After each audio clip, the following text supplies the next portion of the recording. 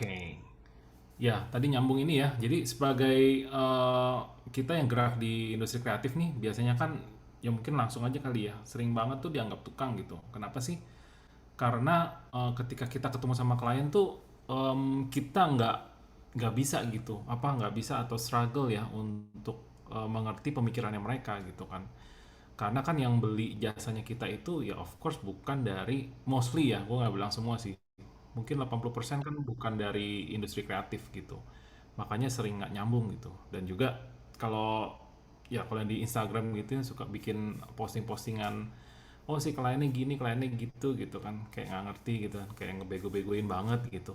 Ya sebenarnya kayak satu sisi lucu, tapi di sisi yang lain sebenarnya kan ya itu kan customer ya gitu. Masa di iniin sih, harusnya kita dong yang mengupgrade diri kita gitu supaya gimana nih kita bisa paham nih cara pikirnya mereka gitu. Nah, so that's why sesi ini gue buat, dan mungkin ya kalau responnya positif akan ada lanjutannya gitu ya. Nah, em, yang ini sebenarnya ini sih pasti kan mungkin ada yang ini ya, kayak ngapain sih ini dibuat nih. Mungkin teman-teman ada yang berkata kayak gini kan, gue nggak bercita-cita jadi pengusaha, ini buat apa sih, ya kan? Em, Ngapain tahu tentang bisnis gitu, gue mah crafting aja gitu kan. Terus mungkin juga kayak ini modus kali ya NTMY ya, bikin kita jadi ya bukan founder ya, tapi malah nanti kerjanya bagai bagai kuda gitu, bakal lebih keras lagi gitu kan. Nah sebenarnya bukan sih, jadi ini sesi ini dibuat kayak gue pengen kita semua yang ada di sini jadi T-shape professionals gitu. Jadi dan ini nggak spesifik ke desainer aja atau kreatif aja ya. Jadi ini pengennya tuh kalau kita kerja engage sama orang, apapun peran kita tuh tahu gitu. T-shape ini kan eh, kita apa ya, ada punya expertise di satu skill, tapi kita juga tahu gitu di bidang yang lain gitu. Nah inilah yang bikin kita akan stay relevan mau kemanapun ya, kemanapun industrinya. Nanti juga tahun bertambah gitu kan. Terus kalau kita terbiasa berpikirnya itu luas, ya nanti mau teknologi apapun kita akan tetap gampang gitu stay relevan. So jadi ujung-ujungnya kalau memperdalam di industri ini ya, jasa kreatif ya, ya akan lebih bagus gitu. Jadi harapannya sih ini ya, jadi posisinya bisa equal, ya equal position with client. Karena buat gua pribadi, gue selalu punya mindsetnya seperti ini, siapapun kliennya gitu. That's why kayak ketika engage, ketika present gitu, ya gue menempatkan di posisi yang sama, bukan kayak vendor. Kalau vendor kan di bawah ya, jadi diminta apa aja iya gitu ya kan, diminta ini iya gitu kan. Terus nanti kalau udah makin ini kan banyak mau gitu, sebel sendiri gitu kan. Jadi em, ya gue nggak mau kita kayak gitu sih, pengennya ya equal gitu. Nah salah satunya adalah kita memahami nih dari sisi bisnis seperti apa gitu. So, gua come up with a framework. Ya, ini sebenarnya framework kejadian gitu ya. Jadi kita mulai ya. Jadi ada tiga. Yang pertama itu T, yang kedua itu P, and then yang ketiga M. Ya, jadi TPM. Ya, TPM ini apa sih? Kita mulai dengan yang pertama. Ya, T yang pertama adalah tidak gagap istilah bisnis.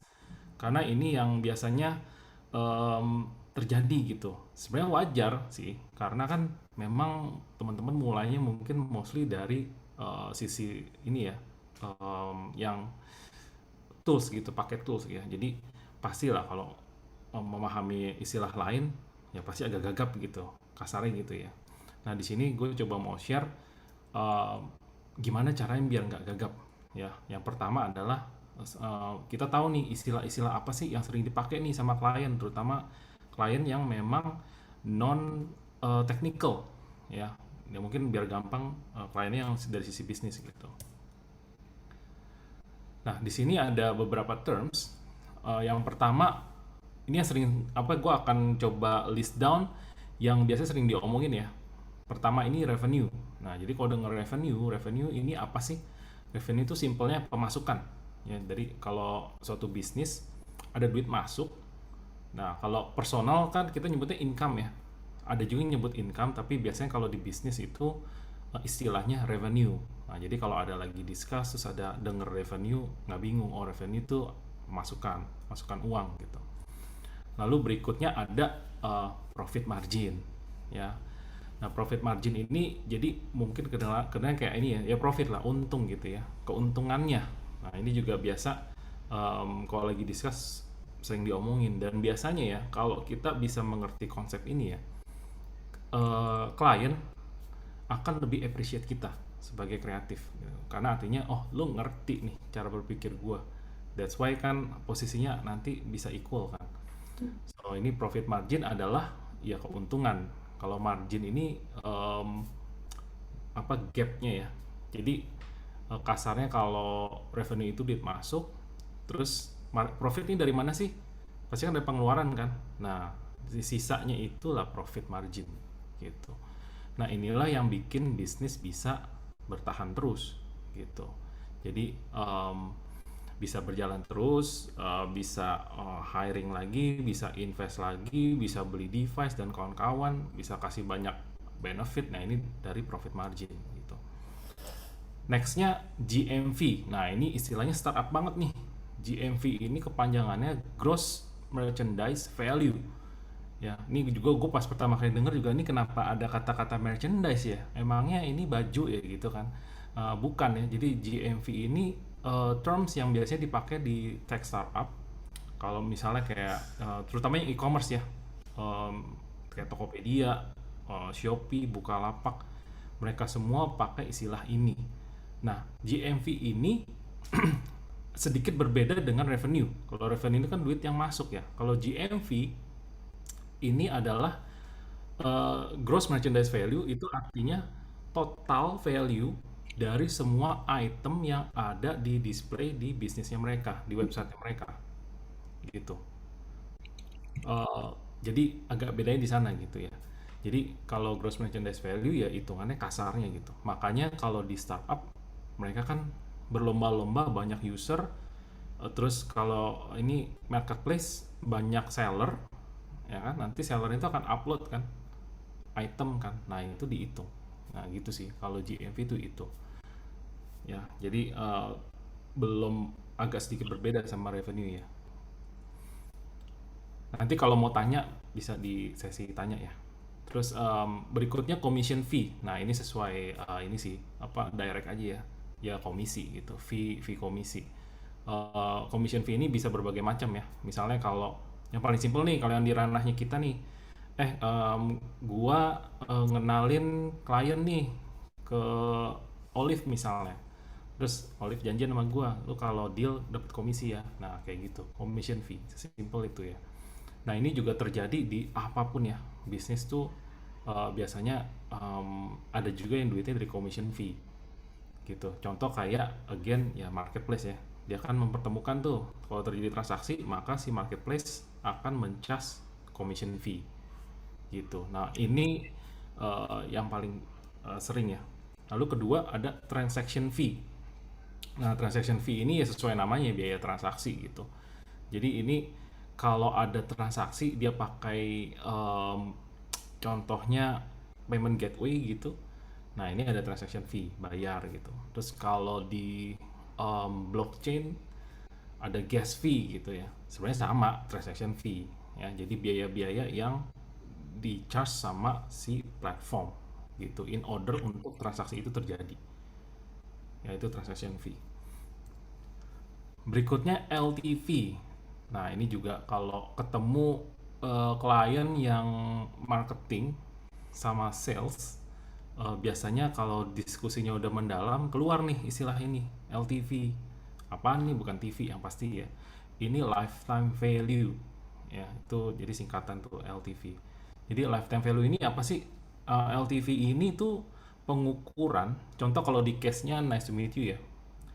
Dari satu klien yang subscribe di kita, dia tuh berapa lama sih sampai akhirnya unsub.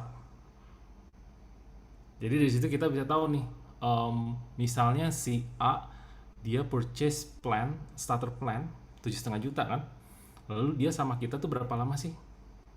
3 bulan, 4 bulan, 2 bulan, ya kan? Nah itu nanti dihitung rata-rata, dapet tuh berapa lama sih dia sebenarnya sih. Dan on average tipe klien yang misalnya eh, contoh yang ini kayak Benis atau Dapur Ben deh gitu ya, tipe klien yang itu dia berapa lama sih sama kita dan spendingnya berapa gitu. Jadi kita tahu nih lifetime value tipikal yang kayak gitu berapa gitu. Nah itu akan menjustify kalau kita mau marketing. Nah ini nanti nyambungnya banyak nih, tapi mungkin istilah satu dulu ya. Lifetime value itu kita ngitung satu customer ini value-nya berapa sampai dia berhenti gitu atau tidak beli lagi dari kita. So ini LTV. Berikutnya ada cost. Ya ini simple ya. Ini cost ya, biaya ya, biaya-biaya gitu. Lalu ada loss. Nah, ini juga S-nya 2 ya, bukan pakai T gitu. Nah, loss ini rugi gitu. Jadi kalau dengar profit and loss. Nah, ini jadi kerugian lah gitu, loss. Lalu ada ROI. Nah, ini juga nih biasanya tuh apalagi di desain itu biasanya dipertanyakan sebenarnya. Kenapa? Karena ROI ya, return on investment. Jadi apapun ya kalau di bisnisnya, segala kegiatan tuh butuh duit, ya kan? Dan kalau di bisnis itu kalau ibaratnya aktivitasnya memang menginvest, contoh misalnya kita kan jualan apa branding ya, logo. Nah, itu kan dia jangan sampai si orang ini si klien ini berpikir nih cost nih gue cuma keluar cost nih bikin logo. Oh enggak, lu lu menginvest gitu. Lu bukan keluarin biaya karena kalau biaya kan udah selesai lupa gitu. Tapi kalau invest kan ada value. Nah, makanya nih ada istilah ini nih, return on investment. Nah, ini kalau Indonesia ya apa ya balik ini ya apa eh, balik modalnya lah gitu. Apa ketika kita keluarin duit dapat apa? Itu mungkin istilah gampangnya. Nah, kalau ini ROI bisa macam-macam. Bisa ROI-nya yang berupa duit lagi, bisa juga berupa yang bukan duit. Jadi ada yang tangible dan intangible. Kalau tangible ya biasanya kayak duit, yang paling direct sih duit sih. Jadi keluar berapa dapat berapa. Terus kalau yang kayak misalnya branding gitu-gitu kan pengukurannya beda lagi ya. Ada awareness, ada brandnya udah di perceive sebagai apa. Nah itu return on investment gitu istilahnya. Jadi kalau dengar ROI, nah nggak bingung tuh ROI itu, oh maksud dia tuh ini baliknya. Nah, scale sama scaling. Nah, ini kenapa gue keluarin? Soalnya waktu itu kita ada post, ada pakai istilah ini, tapi digambarinnya itu pakai penggaris gitu, which is pengukuran ya scaling. Nah, bukan scaling itu adalah di mana ketika satu bisnis ini bisa scale, bisa makin besar, tapi effortnya kecil. Ya, jadi scale itu tuh intinya tuh itu. Jadi bukan masalah pengukuran, tapi ketika suatu bisnis sudah bisa tetap besar, tapi effortnya makin dikit nih. Nah, itu scale tuh. Lalu ada capital. Capital ini modal ya. Eh, bukan ibu kota ya. Capital ini modal. Jadi kayak butuh capital berapa? Nah, itu berarti dia ngomongin modal nih, duit biasanya. Lalu ini ada juga yang sering juga dipakai nih, niche ya, bacanya niche gitu. Niche ini kayak khusus. Jadi kalau biasa disandinginnya sama niche target market. Target market ini kan harusnya pada tahu ya. Kalau niche ini lebih sempit gitu. Jadi pengertiannya itu. Jadi kalau ditanya, Bapak jualannya ke yang umur berapa gitu. Oh, umur misalnya 20 tahun gitu. Nah, itu kan luas ya. Terus diperkecil lagi sampai misalnya oh, anak kuliahan di daerah mana Jakarta Selatan, terus dia hangoutnya nah jadi tuh ada niche gitu. Jadi pengkhususan lah gitu, lebih kecil lagi gitu, lebih sempit lagi. Nah, ini istilahnya niche. Lalu berikutnya competitive advantage.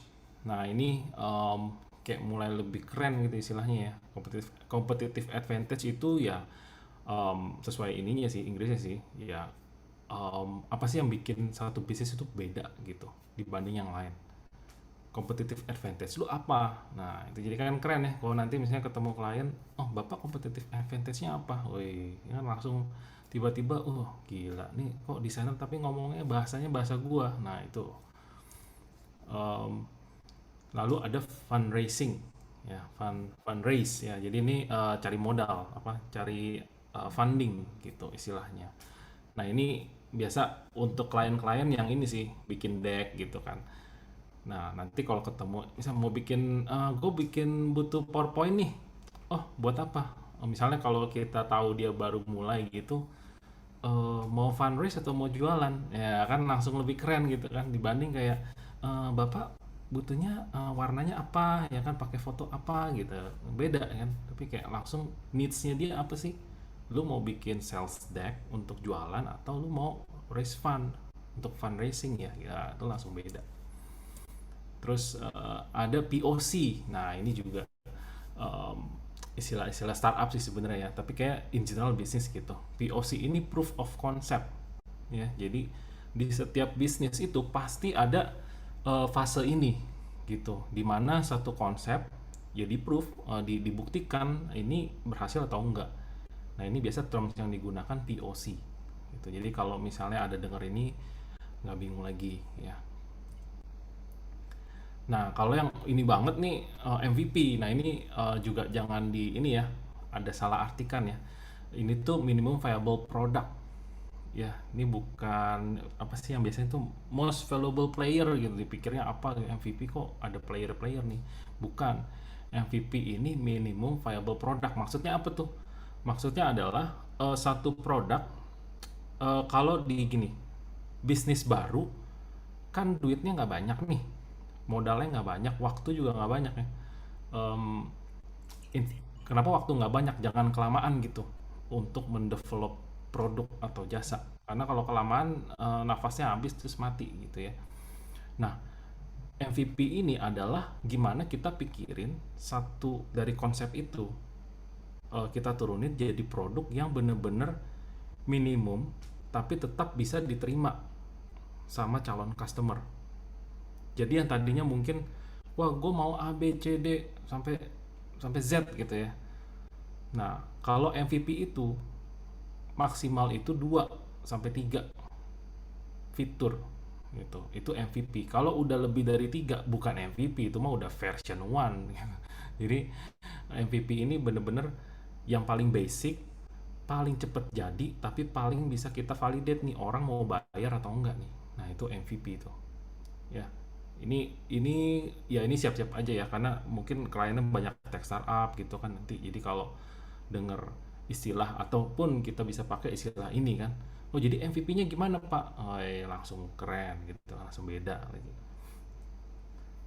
Lalu berikutnya ini ekosistem. Nah, ini juga sebenarnya kayak istilah-istilah yang ini lintas bidang gitu ya.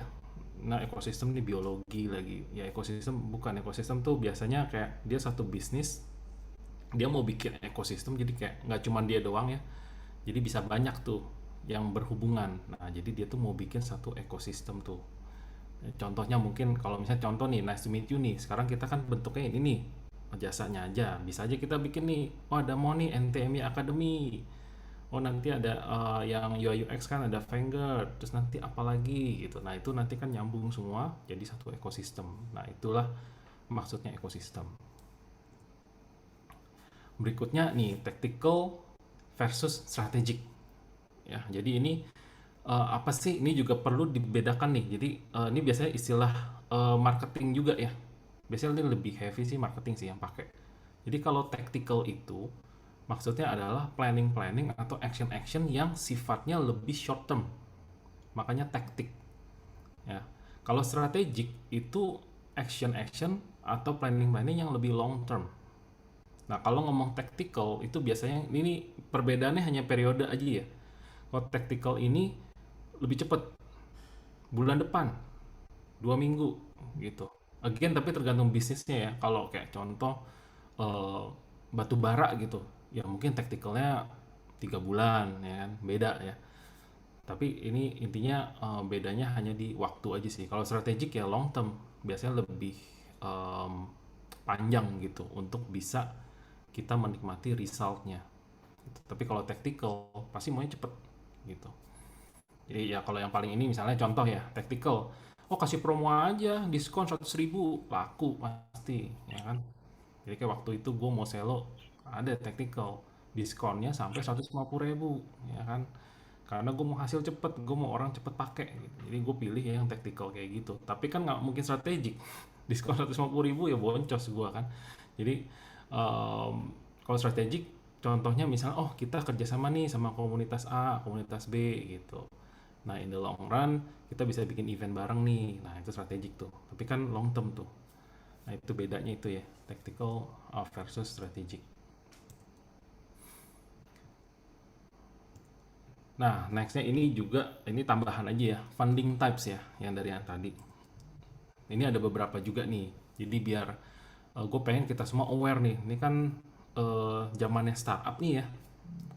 Nah yang pertama nih funding types itu bootstrap. Ya, yang satu bootstrap ini gampangnya modal sendiri, modal pribadi. Ya, jadi semua tuh keluarin duit foundernya. Istilahnya bootstrap. Lalu yang kedua, angel. Ya, ini bukan cewek, bukan malaikat ya. Ini angel ini maksudnya adalah ada pendana lain tapi bukan bukan kita gitu. Tapi ini biasanya orang, personal. Makanya termsnya itu angel, wah kayak malaikat gitu ya datang kita dibantuin duitnya. Lalu berikutnya seed. Ya, ini tahapan ini ya, funding ya. Jadi seed ini sesuai namanya ya, seed masih berupa apa? Benih ya. Jadi misalnya kita punya ide, eh, terus dilihat, oh founder-foundernya kayak bisa nih eksekusi ini. Oke, in order untuk menjadikan itu funding deh, ini tipe dan itu dari orang lain gitu ya. Ya udah, namanya seed gitu, seed funding. Nah setelah seed biasanya ada pre-series A. Ya, again ini bukan bola-bolaan ya. Jadi pre-series A adalah tahapan berikutnya gitu. Jadi sebenarnya ini dari seed pre-series A itu tahapan funding aja gitu. Habis ini habis pre ya series A. Ini biasanya kalau ngomong nominal udah jutaan dolar nih. Jadi series A itu pasti udah jutaan dolar. Lalu berikutnya ya B dan selanjutnya. Kalau dilihat kayak yang startup yang masih raise fund tuh udah raise-nya sampai D, E, F gitu. Ya berarti dia udah berapa kali tuh nerima pendanaan gitu. Konsekuensi apa biasanya? Foundernya shares-nya makin kecil, tapi value-nya makin gede gitu ya. Makanya semuanya tuh harus exit. Ya ini another discussion ya. Nah, investor type ini yang mirip-mirip nih ya, angel investor.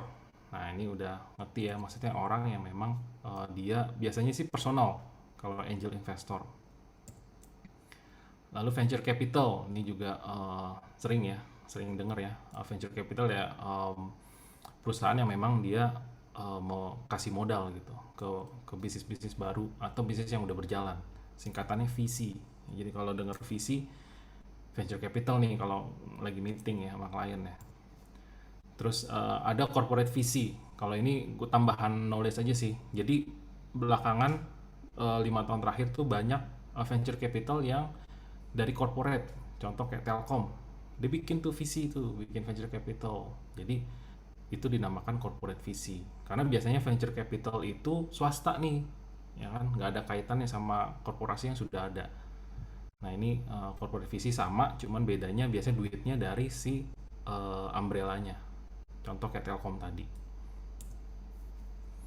Nah yang kedua P ya, paham konsep model bisnis.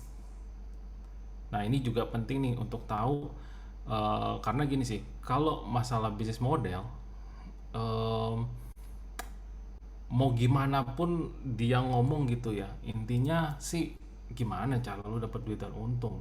Ya, lu mau ngomong bisnis modelnya apapun gitu ya, mau keren termsnya gitu, intinya sih ketika kita menanyakan ini ke klien, Basically kita nanya, lu gimana cara dapat duitnya? Dan dari situ kan kita bisa tahu nih, oh lu untungnya dari situ ya, lu profitnya dari situ ya. Nah itu bisnis model.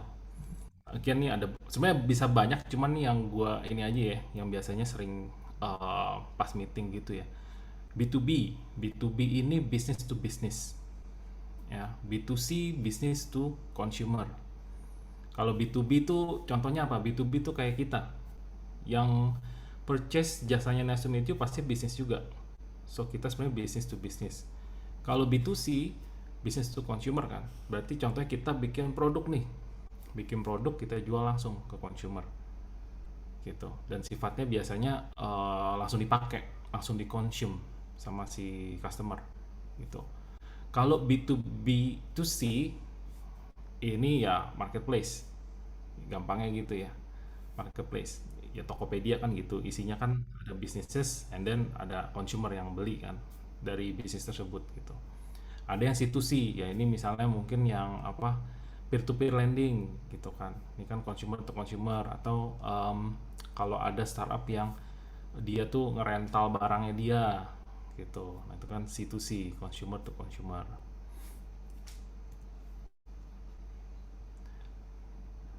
Nextnya ini ada growth versus sustainable. Nah, ini kan masih pembahasan bisnis model nih ya. Jadi biasanya ada dua tipe company nih. Nah, ini info tambahan ya. Ada yang growth, tipenya growth, ada yang tipenya sustainable. Nah, perbedaannya dari mana sih? Perbedaannya adalah dari metrik yang mereka pegang. Kalau growth, ini yang dipegang nih. Number of transaction, number of downloads, number of users and active users, sama total GMV. Ini growth. Makanya kenapa kalau sekarang nih lu lihat misalnya startup itu bakar duit istilahnya, itu ngejarnya growth ya, ngejar transaksi bodoh amat, pokoknya setiap transaksi pada rugi nih nggak apa-apa, karena yang penting buat dia number of transaction. Contoh misalnya yang kemarin-kemarin tuh yang Karen pakai juga nih, Astro, bisa gratis ongkir setengah jam nyampe. Tapi Astro nggak peduli, yang penting Karen pakai, beli, bertransaksi di Astro, ya kan? Dan itu ke achieve semua ya, transaksi, download, di download, Karen active user, terus GMV-nya juga nambah, ya kan? Jadi dia bisa attract merchant-merchant supaya join gitu. Jadi GMV-nya naik. Nah, kalau sustainable ini kasarnya biasanya dinamain, oh lu tradisional lu. Nah, ini metriknya adalah revenue, profit margin, sama net profit. Ya, ya contoh sustainable ya nice to meet you. Nah, kita kan nggak peduli ya berapa yang di kiri itu kan, nggak matters buat kita. Yang matters ya revenue, profit margin, net profit gitu kan, supaya bisa muter terus gitu. Nah intinya kalau ini kan lagi heboh nih ya, startup pada apa, layoff ya, pada mecat-mecat ini karena mereka tuh growth. Nah kalau growth ini sangat apa ya, sangat ibaratnya lu sangat bergantung pada investor. Begitu investor lu nggak mau kasih lu duit, nah lu nggak bisa kejar yang ini. Tapi lu udah terlalu mahal, udah terlalu gemuk untuk pindah ke sustainable, makanya harus tutup. Atau makanya gua kalau apa ya, kalau dari sisi company harus mangkas nih employee karena expense udah terlalu besar. Nah, gitu. Jadi um, kalau sekarang dengar-dengar kayak gitu ya, wah si Shopee lah ini, gak heran ya, itu growth type bisnis semua gitu ya. Kecuali ada major event nih kayak kemarin pas covid awal-awal kan juga semua kena ya, yang sustainable company juga kena ya, itu major ini ya, force major lah. Jadi again, tapi kalau yang biasanya tech startup biasanya itu growth gitu. Nah yang M ya, mengerti cara pikir entrepreneur. Nah ini juga penting nih karena terutama kalau misalnya meetingnya sama foundernya. Jadi biar nyambungnya cepet. Kalau nyambungnya udah cepet, lu akan lebih dipercaya sebagai penyedia jasa kreatif apapun itu. Nah biasanya mikirnya apa sih? Satu ya, gimana meminimalisir resiko atau cost.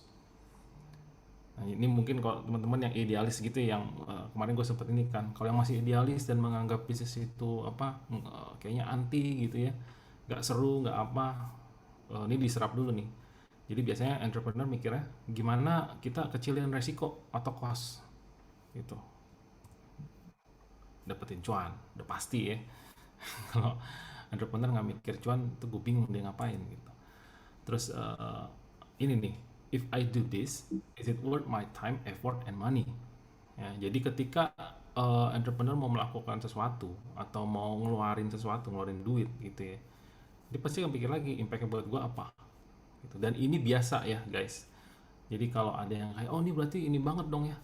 Ya kalau di bisnis itu biasa harus ada pertukaran value gitu.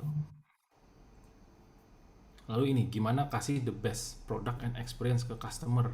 Nah jadi tipe entrepreneur mungkin kadang suka kelihatannya tuh oh apa-apa cuan gitu ya. Tapi sebenarnya ya eh, kalau dia a good entrepreneur dia pasti mikirnya ini juga gitu. Gimana kasih produk yang paling bagus nih ke customer gue gitu. Experience yang seperti apa nih yang bagus ya kan. Jadi ini nih cara pikirnya. Terus ya ini how to scale my business gitu. Karena semua pebisnis pasti pengen bisnisnya tuh bisa muter terus gitu tanpa effort yang berlebih gitu. Nah ini jadi tadi ya istilahnya how to scale my business. Nah sering denger ini ya, wah pengennya nih modal kecil untung gede, untung besar gitu kan. Ini populer banget nih. Sampai ke yang bukan entrepreneur juga mikirnya kayak gini nih. Nah tapi cuma noob ya yang mikirnya kayak gini gitu. Jadi em, nggak ada tuh istilah ini nggak ada ya. Jadi di mana-mana ya high risk high gain ya. Jadi dan ini sangat-sangat apapun sih tipe pengusahanya, tipe entrepreneur ya, mereka paham konsep ini. Karena ketika mereka decide to build a business, resiko udah paling tinggi. Ya, jadi ketika kita menawarkan satu solusi ya yang out of the box, terus kayak agak nyeleneh, tapi bener, pas lu ngomong gini, paham. Lu jangan ngomong ini bakal kreatif banget pak, ini jangan gitu. Lu perspektif pakai perspektif dia. Memang yang misalnya udah keren idenya gitu ya, tapi ini memang beresiko sekali pak, tapi kalau kita berhasil ini impactnya segini pak. Nah itu langsung kayak bener juga loh ya, langsung bahasanya sama ya. Jadi kan kasarnya dia bukan nggak peduli dengan kreativitas, enggak, hanya frekuensinya nggak nyambung aja kalau lu ngomong itu mulu gitu. Jadi ketika ngomong ini, wah iya, lu beresiko sih, tapi gue suka nih gini. Gue pikir dulu ya, karena kan dia mesti mikirin resiko yang lain ya, ada resiko apa nggak gitu. Nah jadi I think semua entrepreneur paham ya kalau istilah apa pemikiran kayak gini nih, high risk high gain. Ya sekian ya sharingnya. Malu bertanya, tersesat selamanya. Ya. Kalau ada yang mau nanya atau mau discuss silakan.